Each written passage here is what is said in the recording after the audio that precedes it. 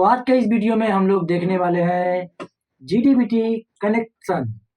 जीडीबीटी का full form होता है डेटाबेस कनेक्शन।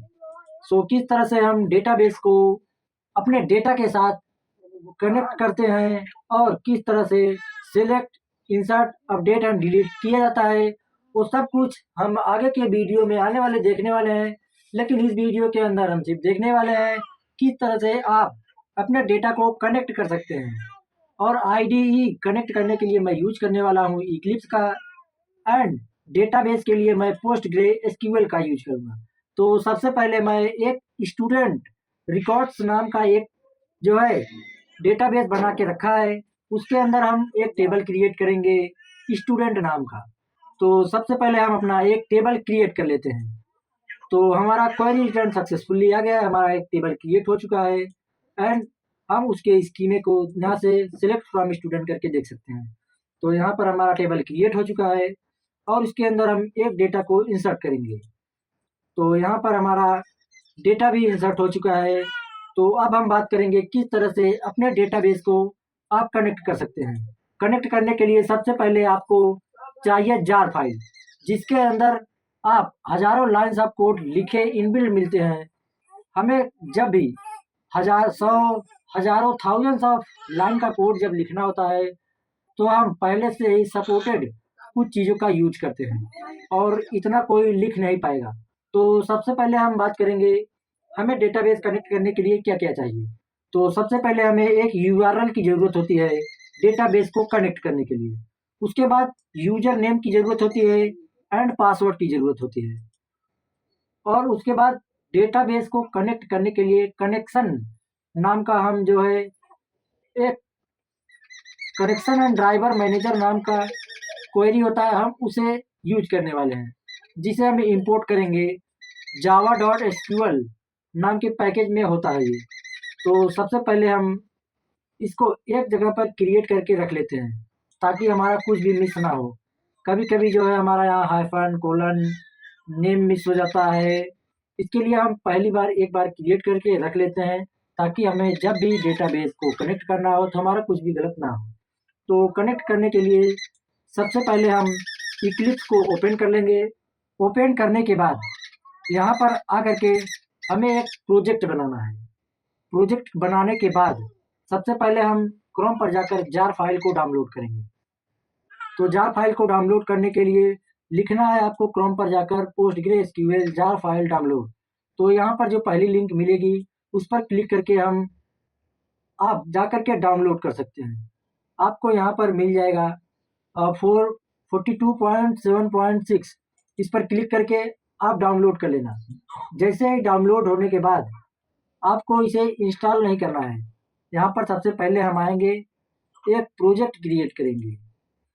प्रोजेक्ट क्रिएट करने के जावा प्रोजेक्ट अदर में जाकर यहाँ पर हम लिखेंगे जावा प्रोजेक्ट, यहाँ पर क्लिक करना है एंड जावा प्रोजेक्ट को नाम देंगे हम, मान लो student record and then finish पर क्लिक करना है एंड हमारा एक जावा प्रोजेक्ट क्रिएट हो जाएगा। तो इसके अंदर हम जाएंगे एंड इस पर राइट क्लिक करके सबसे पहले हम जार फाइल को ऐड करेंगे। तो जार फाइल को ऐड करने के लिए आपको स्टूडेंट रिकॉर्ड जो फाइल हमने क्रिएट करा है उस पर राइट क्लिक करके यहाँ पर बिल्ड पाथ पर जाएंगे। बिल्ड पाथ पर जाने के बाद कन्फिग बिल्ड पाथ पर क्लिक करेंगे। जैसे ही आप यहाँ पर क्लिक करेंगे तो आपको लाइब्रेरी पर जाना है। लाइब्रेरी में जाने के बाद क्लास पाथ पर क्लिक करना है और जैसे ही क्लास पाथ पर आप क्लिक करेंगे वैसे ये सारे इनेबल हो जाएंगे। जब तक आप इस पर क्लिक नहीं करेंगे तब तक इनेबल नहीं होगा। तो आपको यहाँ पर दिखेगा ऐड एक्सटर्नल जार फाइल, इस पर क्लिक करना है और यहाँ से जो हमने जार फाइल क्रिएट डाउनलोड किया है उसे ऐड कर लेंगे। मैंने पहले से ही डाउनलोड करके रखा है तो उसे ऐड कर लेंगे। ऐड करने के बाद apply, then apply and close.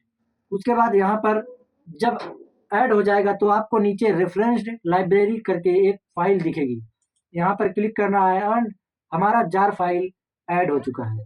तो सबसे पहले हम यहाँ पर एक पैकेज क्रिएट करेंगे, न्यू पे जाएंगे एंड जाने के बाद पैकेज पर क्लिक करेंगे। पैकेज का नाम हम देंगे GDBC एंड फिनिश। तो हमारा पैकेज क्रिएट हो चुका है और एक हम न्यू पर क्लिक करेंगे एंड यहाँ पर एक क्लास बनाएंगे जिसका नाम हम देंगे डेटा बेस कनेक्शन एंड यहाँ पर हम उसे क्रिएट कर लेंगे। क्रिएट करने के बाद सबसे पहले हमें क्या करना है, अपने डेटा सबसे पहले हमें कनेक्शन नाम के कनेक्शन को इंपोर्ट करना होगा। तो यहाँ पर लिखेंगे कनेक्शन, तो कनेक्ट इस पर क्लिक कर देंगे, यहाँ पर ऑटोमेटिक इंपोर्ट हो जाता है। और इसके बाद हम देंगे यानी कि कनेक्शन। तो सबसे पहले कनेक्शन, उसके बाद हमें यहाँ से कॉपी करके इसे लाएंगे, Ctrl+C एंड Ctrl+V, और इसे हम लोग रखेंगे ट्राई एंड कैच के अंदर। आप लोगों ने एक्सेप्शन हैंडलिंग तो पढ़ा ही होगा। तो अगर हमारा डेटाबेस कनेक्ट हो जाता है तो हमें एक मैसेज मिलना चाहिए यहाँ पर, system.out.println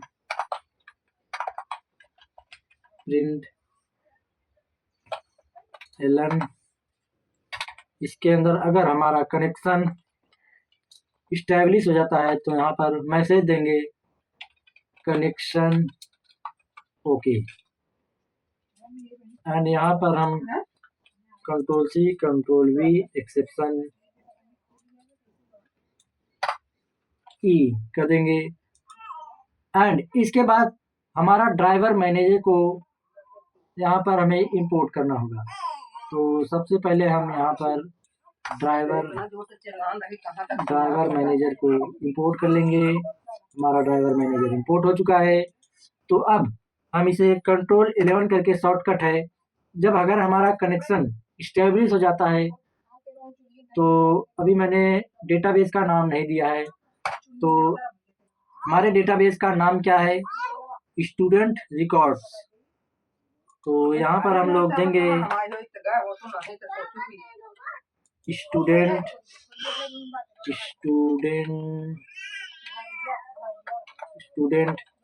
record and Ctrl+S Ctrl+11 and fresh database student record does not exist, student records। Sorry, table का नाम में थोड़ी गड़बड़ी कर दी, तो कोई बात नहीं, यहाँ पर हम T हटा देंगे, Ctrl+S। सो हमारा डेटाबेस का कनेक्शन हो चुका है। अब इसके बाद हम एक यहाँ से सिलेक्ट करेंगे क्वेरी को। तो क्वेरी को सिलेक्ट करने के लिए हमारे पास सिलेक्ट क्वेरी को रन करने के लिए हमारे पास होता है रिजल्ट सेट नाम का, जो है इसमें हम स्टोर करेंगे। एंड एग्जीक्यूट करने के लिए हम एग्जीक्यूट क्वेरी को लिखते हैं एंड व्हाइल लूप को लगा करके हम सभी डेटा को प्रिंट कर लेते हैं। और उसके लिए स्टेटमेंट नाम का एक फंक्शन होता है जिसे हमें इंपोर्ट करना होगा। तो इस class statement and prepare statement दो होते हैं। अगर हमें इंसर्ट अपडेट एंड डिलीट करना है तो हम प्रिपेयर स्टेटमेंट का यूज करेंगे। अगर हमें सेलेक्ट कर काम करना है तो हम स्टेटमेंट का यूज करेंगे। तो इसे किस तरह से हम डेटाबेस से डेटा को सिलेक्ट कर सकते हैं उस चीज़ को हम देख लेते हैं। तो सबसे पहले हम स्टेटमेंट को क्रिएट करेंगे। स्टेटमेंट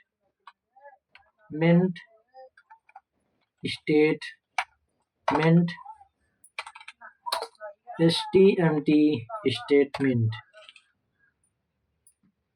सो हमारा स्टेटमेंट आ चुका है एंड स्टेटमेंट रॉन्ग स्टेटमेंट। सो हमारा इंपोर्ट हो चुका है स्टेटमेंट एंड यहाँ पर हम लोग तो सबसे पहले हम HTMT statement equals to connection dot create statement नाम का फंक्शन होता है, इसे ऐड करेंगे एंड इसके बाद हम लोग RS इक्वल्स टू साथ से इंपोर्ट नहीं किया स्टेटमेंट, हाँ set result set RS result set आ गया है हमारा, result set RS result set RS and इसके बाद HTMT dot execute query execute query. So यहाँ पर हम अपना क्वेरी एग्जीक्यूट करने वाले हैं।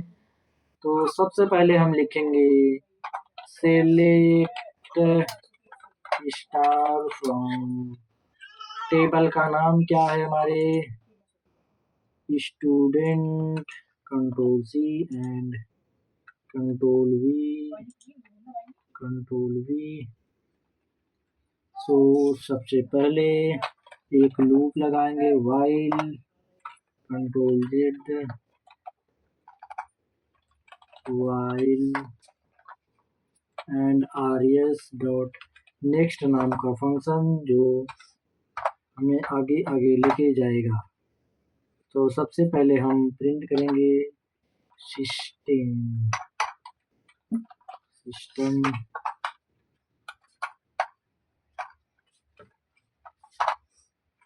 Dot out dot print ln। तो सबसे पहले हम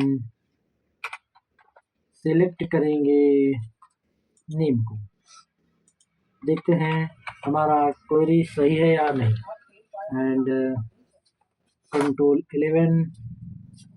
तो जैसा कि देख सकते हैं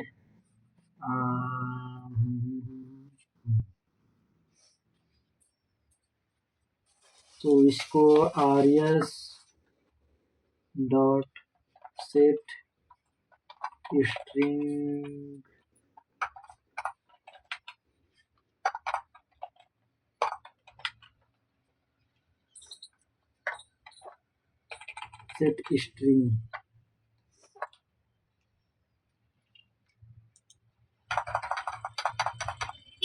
gate string and okay control 11।